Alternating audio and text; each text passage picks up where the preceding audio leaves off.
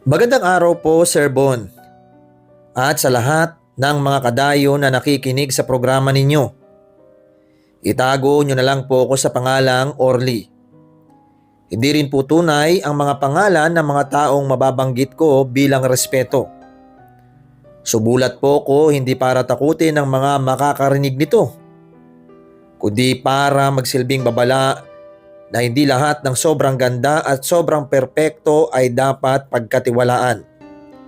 Dahil minsan, ang pinakamapanganib na nilalang ay sila pa ang pinakamadaling mahalin. 21 years old lang ako noon, Sir Bon. Pero hanggang ngayon ay sariwa pa rin kapag naaalala ko ang mukha niya. Ngayon ay 62 years old na ako at may sarili ng pamilya. Marami na akong pinagdaanan sa buhay pero may isang alaala na kahit ilang dekada na ang lumipas ay hindi pa rin nabubura sa isip ko. Hindi dahil yon ang pinakamasayang nangyari sa akin, kundi dahil yon ang araw na muntik na akong hindi makabalik sa mundong kinalakihan ko. Kung tutuusin ay madalas ko nang piliing manahimik tungkol doon. Pero habang tumatanda ako ay mas lalo kong naiisip na may mga kwentong kailangang ikwento. Hindi para magpasikat o manakot, kundi para magsilbing babala sa iba.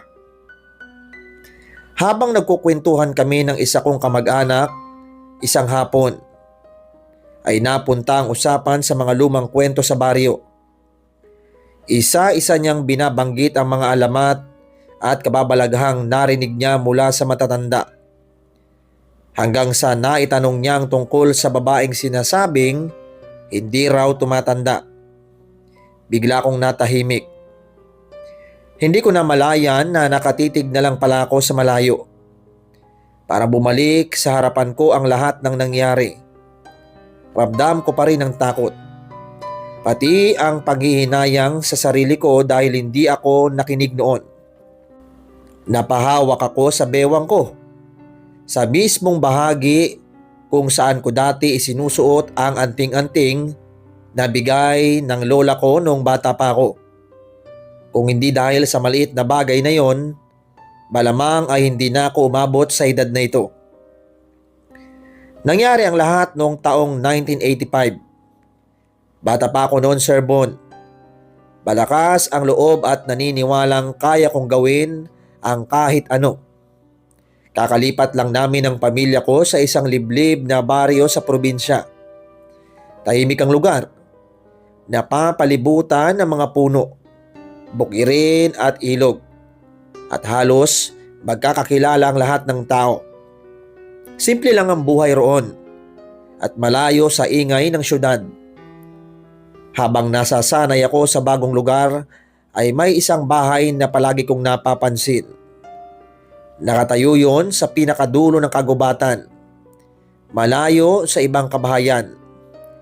Maayos ang bahay, malinis ang bakuran at laging parang bagong ayos ang paligid.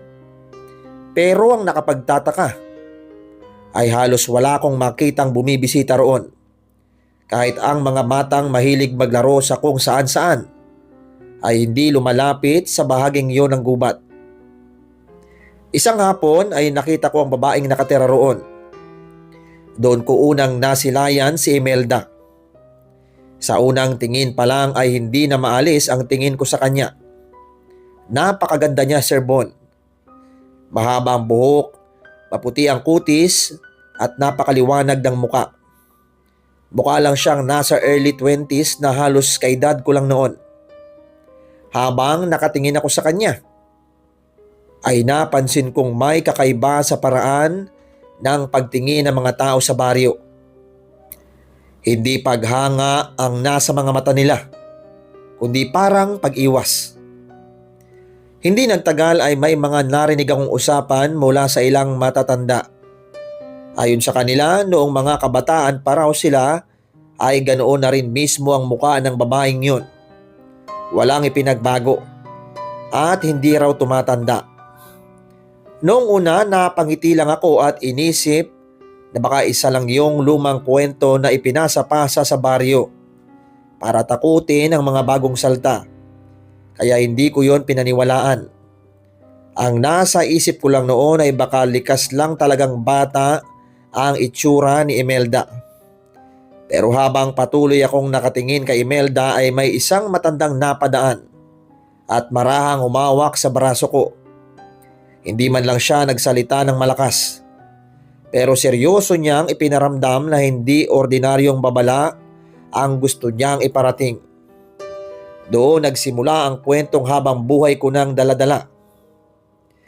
Pagkatapos ng araw na yon ay hindi na nawala sa isip ko si Imelda. Sa tuwing gigising ako sa umaga ay siya agad ang naiisip ko.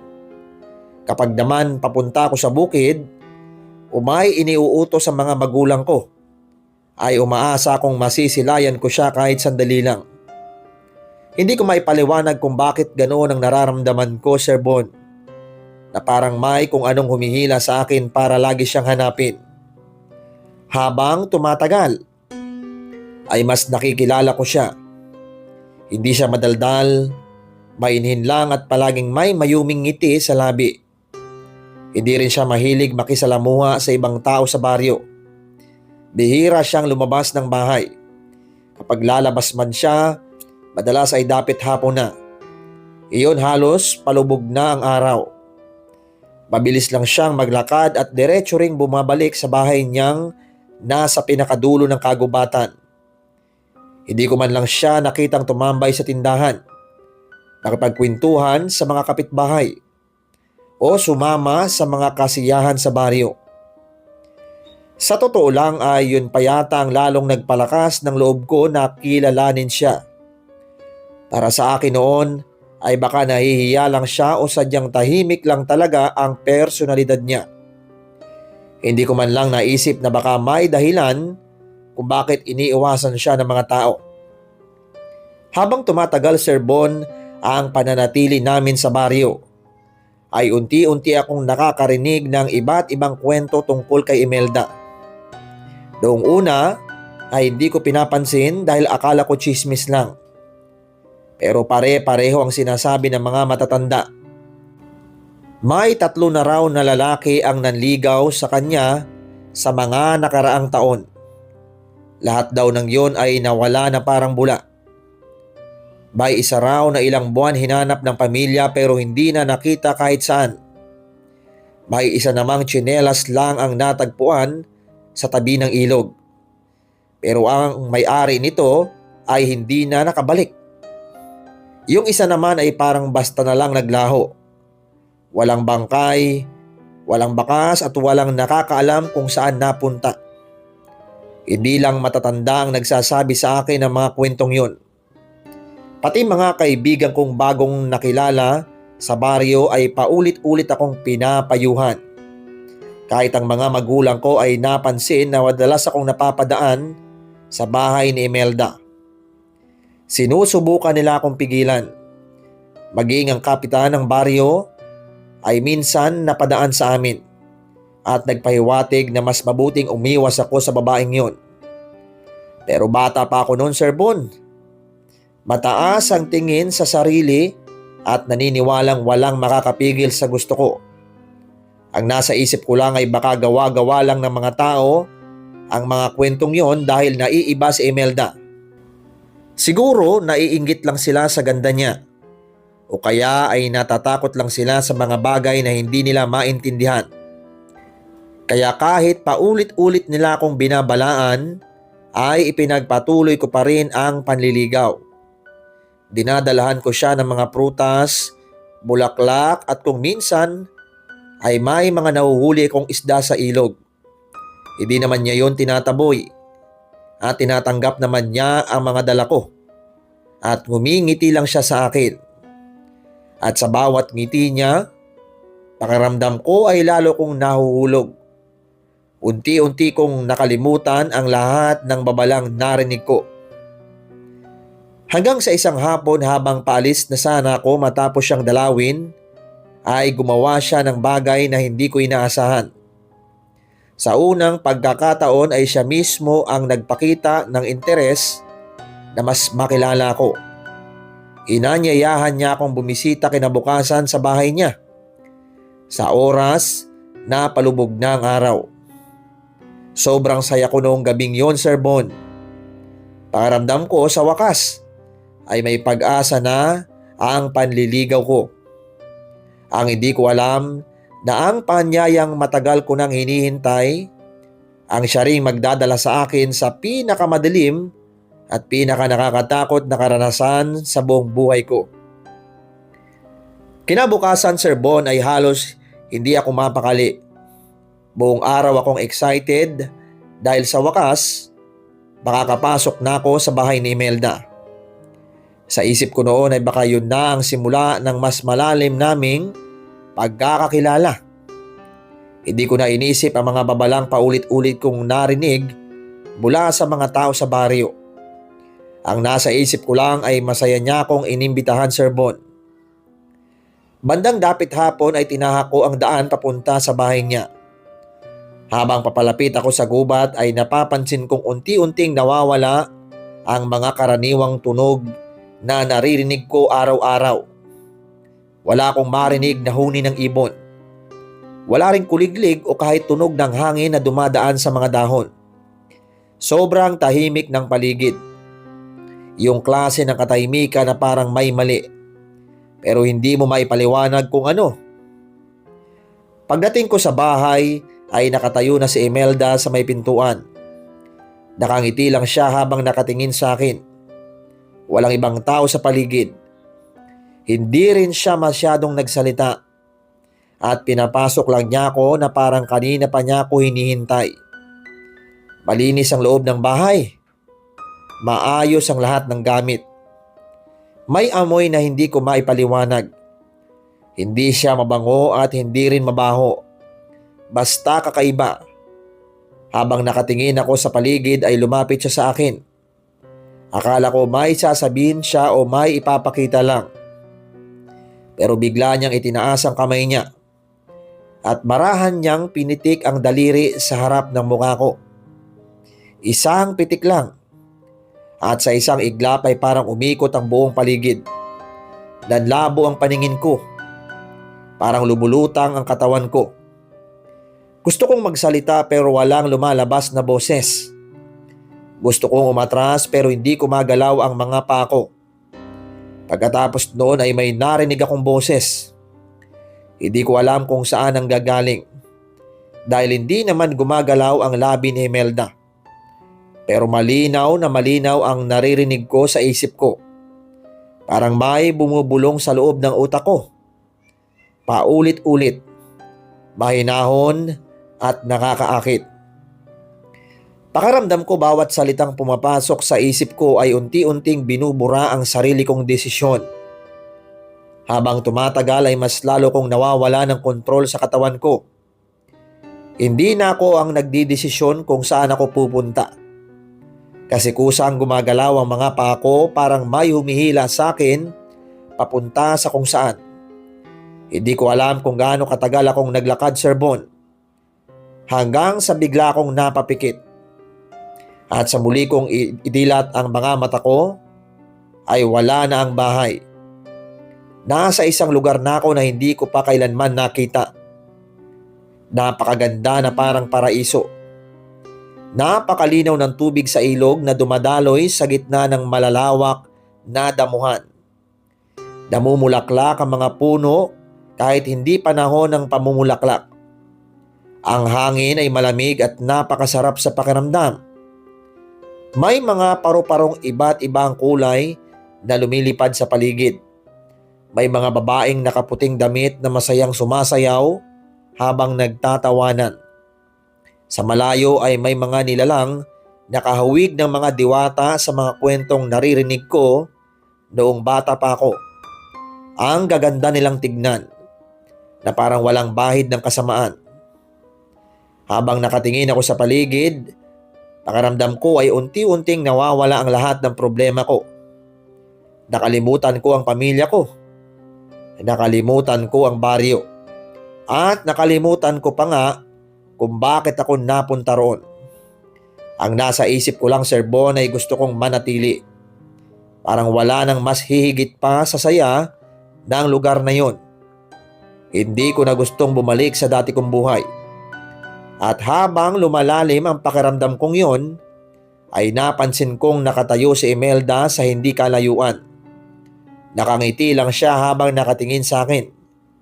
Hindi siya nagsasalita, pero parang sinasabi ng mga mata niya na naroon na ang lugar na para talaga sa akin. At sa mga sandaling yon, ay handa na sana akong sumunod sa kanya habang buhay. Nang hindi ko alam na ang paraisong nakikita ko ay isa palang napakalaking panlilin lang. Habang dahan-dahan akong sumusunod kay Imelda, pakiramdam ko ay wala na akong ibang gustong puntahan. Parang sapat na sa akin ang lugar na yon. Pero habang papalapit ako sa kanya ay bigla kong naramdaman na umiinit ang bewang ko. Noong una akala ko ay dala lang yon ng pagod o kaba, Sir Bon. Pero ilang segundo lang ang lumipas ay parang may malakas na kuryenteng dumaloy sa buong katawan ko. Napatras ako. Napahawak ako sa bewang ko at doon ko naramdaman ang anting-anting na ibinigay sa akin ng lola ko noong bata pa ako. Simula pagkabata ay lagi niya akong pinapaalalahanang huwag yung aalisin kahit kailan. Pamana raw yun ng aming pamilya at darating ang araw na maiintindihan ko kung bakit kailangan ko yung dalhin palagi. Pagkahawak ko sa anting-anting ay mas uminit pa yun at parang may munting liwanag na kumislap. Sa isang iglap ay nagbago ang lahat ng nasa paligid ko, Sir Bon. Nawala ang malinaw na ilog, ang makukulay na bulaklak at ang napakagandang tanawin. Ang paraisong kanina lang ay tinitignan ko ng may paghanga ay napalitan ng isang madilim at nakakatakot na bahagi ng kagubatan. Tuyo ang mga puno, malamig ang hangin at may kakaibang amoy ang paligid. Ang mga babaeng kanina ay parang mga diwata ay nag-ibang itsura. Mapuputla ang balat nila, mahaba ang mga kuko at puting-puti ang mga mata. Nakatingin silang lahat sa akin na parang naghihintay lang na hindi na ako makaalis. Sa gitna nila ay si Imelda. Hindi na sila mukhang batang dalaga. Humaba ang buhok niya, namutla ang muka at iba na ang tingin ng mga mata niya. Hindi siya nagsasalita. Pero malinaw ko pa ring naririnig ang boses niya sa isip ko. Napilit akong pinapabalik. Pero mas lumakas ang init ng anting-anting sa bewang ko. Parang may kung anong naputol sa isip ko. Bigla akong natauhan at bumalik ang kontrol ko sa sarili. Hindi na ako nagdalawang isip pa, Sir Bon. Tumakbo ako ng buong lakas palabas ng kagubatan. At habang tumatakbo ay may naririnig akong mahabang halakhakan sa likuran. Gusto kong lumingon pero mas pinili kong wag. Ang nasa isip ko lang noon ay makabalik ng buhay sa baryo. Halos hindi ako makapagsalita pagdating ko sa baryo. Hingal na hingal ako at nanginginig pa ang buong katawan ko. Pinagtulungan akong pakalmahin ang pamilya ko bago ko naikwento ang lahat ng nangyari. Noong una, Sir Bon, ay halata kong nagdududa ang ilan. Mahirap naman talagang paniwalaan ang isang kwentong tulad noon. Pero nang makita nila ang takot sa mukha ko ay wala nang nagtangkang pagtawanan ako. Kinabukasan ay nagsama-sama ang kapitan, ilang tanod, mga kaibigan ko at ilan pa sa pamilya namin. Sabay-sabay naming binalikan ang bahay ni Imelda sa dulo ng kagubatan. Kabisado kong daan kaya sigurado kong hindi kami maliligaw. Pero pagdating namin doon ay natigilan kaming lahat. Wala nang bahay, wala nang bakod, at wala ring bakas na may taong tumira roon. Puro damo, matataas na puno at matatandang ugat na lang ang naroon. Kahit anong hanap namin ay wala kaming nakita ni isang palatandaan na may bahay na nakatayo roon. Parang hindi yon natirhan kahit kailan. Tahimik lang kaming nagkatinginan sa paligid nang magsalita ang isa pa sa pinakamatandang lalaki sa baryo. Ayon sa kanya ay hindi lahat ng nakikita ng tao ay kapwa nila tao. May mga nilalang daw na kayang magpakita ng anyong gusto nilang makita ng isang tao, lalo na kapag alam nilang mahina ang loob nito. Mula noon ay hindi na muling nakita si Imelda. May mga nagsasabing lumipat lang siya sa ibang lugar. May iba namang naniniwalang naghahanap lang siya ng panibagong mabibiktima. Ako naman ay hindi ko na muling sinubukang alamin ang totoo. Hanggang ngayon ay nagpapasalamat pa rin ako sa Diyos dahil binigyan niya ako ng pagkakataong makabalik sa pamilya ko. At nagpapasalamat din ako sa lola ko na nag-iwan sa akin ng anting-anting. At nang babalang noon ko lang tunay na naintindihan. Simula noon, Sir Bon, ay natutunan kong hindi lahat ng maganda ay ligtas lapitan. Minsan, ang pinakamapanganib na bitag ay nakatago sa likod ng pinakamagandang muka. Maraming salamat sa iyo, Orly, sa tapang mong ibahagi ang karanasang ito at sa inyong mga kadayo. Maraming salamat sa muli niyong pagsama hanggang sa huli. Sana'y magsilbi itong paalala na mag-ingat, makinig sa payo ng matatanda, at huwag basta magpadala sa panlabas na anyo. Hanggang sa susunod na kwento, ako si Sir Bon. Ingat po kayong lahat, mga kadayo.